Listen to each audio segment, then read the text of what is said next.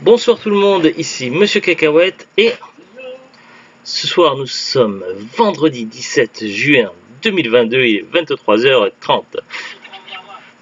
Ce soir dans ce nouvel épisode de Parlons DVD, on a regardé le film The Arena. Alors ça n'a rien à voir avec un autre film qui s'appelle The Arena qui n'est pas terrible ou alors un film avec Samuel Jackson que l'on n'a pas vu. Il y a plusieurs films qui s'appellent comme ça parce que c'est pas vraiment le titre du film. Disons que certains films, lorsqu'ils sortent en France en DVD, ils sont renommés. The Arena, le titre d'origine du film à la base c'est Tansi Nasmer. Et il a été renommé également dans les pays anglophones sous le nom de Dance to Death. Danser pour mourir. Ça claque quand même. Alors, de quoi ça parle ce film? The Arena. C'est un film qu'on a trouvé à Nos par hasard. J'avais vu la jaquette qui était déjà assez stylée, et puis le synopsis qui avait l'air pas trop mal. Un seul survivra. Moscou 2070, suite à un désastre nucléaire, la ville est en ruine. Dans un bunker scellé, des jeunes gens sont choisis pour s'affronter les uns contre les autres lors d'un tournoi mortel. C'est le Mortal Tournoi du coup. Non, rien à voir.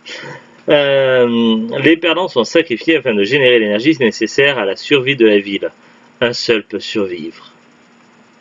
À mi-chemin entre Divergente et Hunger Games, plongé dans l'univers fascinant de The Arena, la nouvelle saga post-apocalyptique aux effets spéciaux impressionnants. Possible de le voir en français ou en russe sous-titré français. Durée 98 minutes environ. Alors, sinon, donc ça c'est l'autre côté du DVD et à l'intérieur ça se présente comme ceci. Alors, au niveau du synopsis, de quoi ça parle The Arena? Alors, pour résumer un petit peu le film, on est dans un monde post-apocalyptique du côté de la Russie. Donc il y a une grande cité, le peuple souffre, la ville est en ruine. Il y a également des problèmes climatiques très dangereux, notamment l'un des problèmes climatiques est, comment ça s'appelle déjà, pas de la poussière, mais les cendres.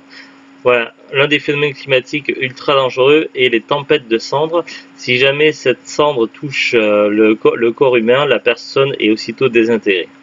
Donc c'est la vie, plutôt la survie est devenue très difficile et évidemment les problèmes respiratoires sont nombreux.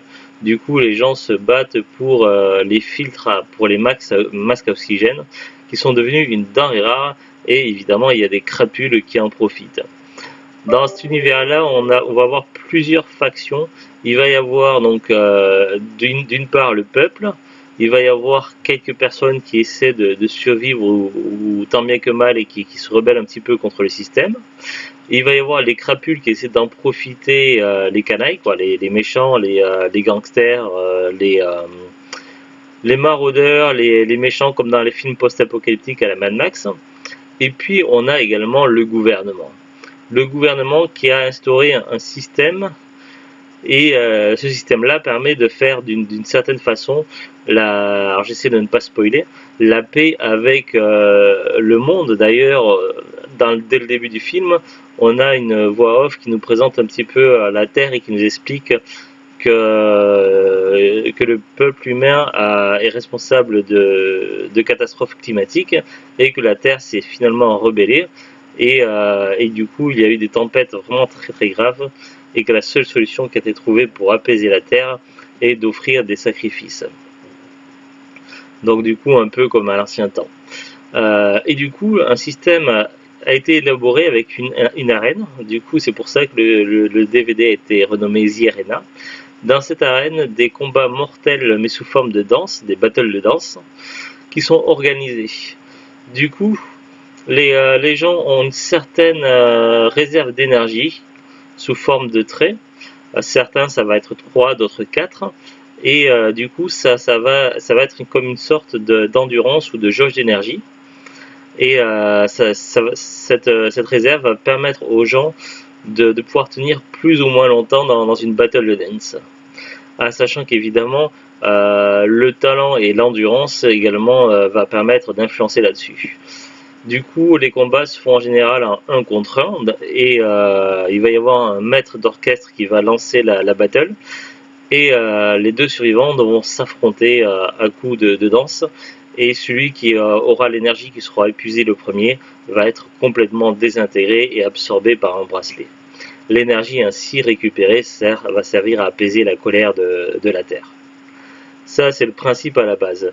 Évidemment, l'histoire est plus complexe qu'il n'y paraît. Et on va avoir dès le début un personnage qui va être présenté un petit peu comme le héros de l'aventure, qui va se retrouver embarqué dans toute cette histoire et se retrouver donc au milieu des candidats et faire connaissance avec d'autres candidats et ensemble ils vont s'affronter les uns après les autres et également essayer de découvrir qu'est-ce qui se cache derrière tout ça. Alors évidemment, on va avoir des personnages plus ou moins charismatiques, dont certains qui ressemblent plus ou moins vaguement à des personnages, à d'autres acteurs plus ou moins connus. Par exemple, Zuglut a reconnu un personnage qui fait penser un peu à Philippe Etchebest. Voilà. Moi je trouve que le héros de l'histoire avec sa petite costume qui fait penser un petit peu à Jedi, qui ressemble beaucoup à Anakin Skywalker dans les épisodes 1, 2, 3. Surtout 2 et 3, puisque dans le 1 il est assez jeune. Joué par Hayden Christensen, mais là c'est par un autre acteur russe. Donc on a pas mal de personnages qui ressemblent à des acteurs connus, mais qui ne sont pas des acteurs connus. Après, qu'est-ce que je peux dire? Donc il y a également beaucoup de choses dans le film qui sont inspirées d'autres œuvres plus ou moins connues. Donc on pourrait citer Divergente, Hunger Games, donc c'est des films que je n'ai pas vus. Mais moi j'ai vu pas mal de références à Battle Royale, le film, le premier. Le deuxième j'ai vu aussi, mais le deuxième est moins bien. Mais également pas mal de références à divers univers, donc qui sont inspirés à droite et à gauche. Alors on va avoir donc évidemment du suspense, de la danse, de l'action, des combats, des affrontements. Il y a un petit peu de tout dans ce film, il y a du suspense. Et puis il y a un scénario assez étrange et assez intéressant, mais qui est malheureusement confus par moments. Notamment donc la fin, donc je ne vais pas spoiler, mais c'est vrai que la fin reste confuse comme s'il y avait une fin ouverte et pour potentiellement avoir une suite. Du coup, c'est vrai que j'ai bien aimé le film, c'est une belle découverte, mais voilà, je dirais pas non plus que c'est un film exceptionnel, donc c'est un film assez curieux à découvrir, à voir au moins une fois. En tout cas, assez plaisant, mais il y a des choses qui restent confuses malgré tout à la fin du film, alors je sais pas si c'est volontaire ou pas. Mais voilà, c'est assez étrange, comme la fin du film, on s'attend à plus, quoi. J'aurais aimé que le film dure plus longtemps du coup, pour savoir qu'est-ce que vont devenir les personnages. À savoir aussi qu'il y a quelque chose que je n'ai pas compris, c'est au début on nous a montré beaucoup de fois l'utopie qui tournait. Est-ce qu'il y avait un sens caché lié à ça ou est-ce que c'était une référence pas du tout subtile au film Inception? Je ne sais pas, c'était assez étrange. Voilà, je ne sais pas trop quoi dire de ce film, en tout cas c'était plutôt plaisant à regarder, mais voilà, je reste un peu sur ma faim, j'aurais aimé en savoir plus sur l'histoire du film ou éventuellement s'il y avait des romans, lire les livres, mais malheureusement il y a très peu d'informations sur internet. Du coup, est-ce qu'il va y avoir une suite ou pas, je n'en sais rien. Quant à la qualité des effets spéciaux et des doublages, c'est plutôt correct. C'est pas exceptionnel, mais c'est correct. Est-ce que tu as d'autres choses à ajouter, Zulit, sur le film? T'es toujours là? T'es avec nous? Hein? Je me demandais si t'avais d'autres choses à ajouter sur le film. Non, je m'endormais. Oui, je devine. On va regarder ensemble. Alors, je n'ai pas trouvé de fiche sur Wikipédia FR, mais j'avais trouvé une sur le Wikipédia EN en anglais et également sur IMDb. Donc, on va voir quelques informations. Alors, ils nous disent sur le Wikipédia anglais Dance to Death. C'est un film russe de 2017 de science-fiction réalisé par Andrei Volgin. Après, bon, il y a le synopsis. Au niveau casting, donc il y a Ivan Zvakin, Lukeria Ilyashenko, Nikita Volkov, Alexander Tuiten, Aninia Ditskovit, Denis Jvedov et Vladimir Epifantsev. Normalement, il y a plus d'acteurs que ça, mais ils n'ont pas cité tous les acteurs sur Wikipédia. Après, ils nous disent, pendant la production, shooting took place in the Moscow City. Donc il y a des choses qui ont été certainement filmées dans la ville de Moscou. Dans le centre business, bon, je sais pas, Dominion Tower. In the building of the Presidium of the Russian Academy of Sciences. And in les anciens buildings de Elektrozavod. Je sais pas, j'ai pas les références. Budget 1,7 million de dollars quand même. Et au box-office, ça a rapporté 183 500 dollars. Donc du coup, ils ont perdu beaucoup plus d'argent que ce qu'ils en ont gagné. Sorti le 6 avril 2017 et ça dure 87 minutes. Donc ça n'a pas l'air d'avoir été un film rentable. Du coup, je pense que ça va être chaud pour une suite. Alors sur IMDb, ils nous disent The Arena, titre original Tansi Nasmert, Moscou 2070, dans un bunker scellé dans les ruines post-apocalyptiques de Moscou, des jeunes s'affrontent dans un tournoi de danse mortel, seuls les gagnants survivront.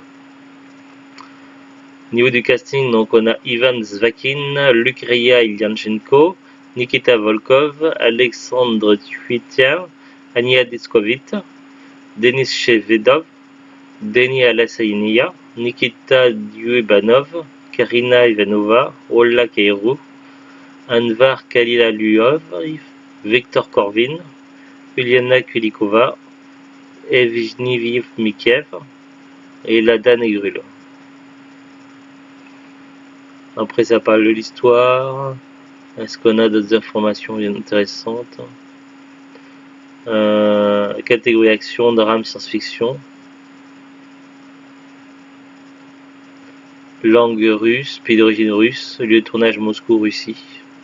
Sorti le 6 avril 2017. Là, ils estiment le budget à 2 millions de dollars US pour des revenus de 182 957 dollars US. Durée 1h30. Après, le film est sorti en France en DVD le 4 octobre 2017. Après, le film est connu sous différents noms. En France, sous le nom de The Arena. Le titre original, c'est Tansi Nasmer. Après, il y a eu plein de noms différents. Par exemple, au Royaume-Uni et aux États-Unis, c'est Dance to Death. Voilà, pas grand chose de plus comme information. Nous, le DVD, je sais plus combien on a payé. C'était un os, donc je crois que c'était dans les 99 centimes neuf. J'ai regardé sur Amazon, je ne l'ai pas trouvé le DVD. Donc après, c'est pas évident de trouver avec le nom The Arena. Sur Rakuten, on peut voir que les prix sont assez bas. Neuf à partir de 90 centimes, d'occasion à partir de 90 centimes. Donc les prix restent assez bas sur Rakuten. Après sur Amazon, c'est un peu plus compliqué à trouver. Mais voilà, c'est pas un DVD quand même rare, et c'est pas un DVD qui coûte cher. Donc voilà, c'est une petite surprise assez sympa. Donc j'ai bien aimé, j'ai passé une bonne soirée. C'était The Arena. Allez, sur ce, on vous dit à très bientôt et au revoir. Salut, salut, bon week-end tout le monde. Miaou miaou, toi aussi. Miaou miaou, neige.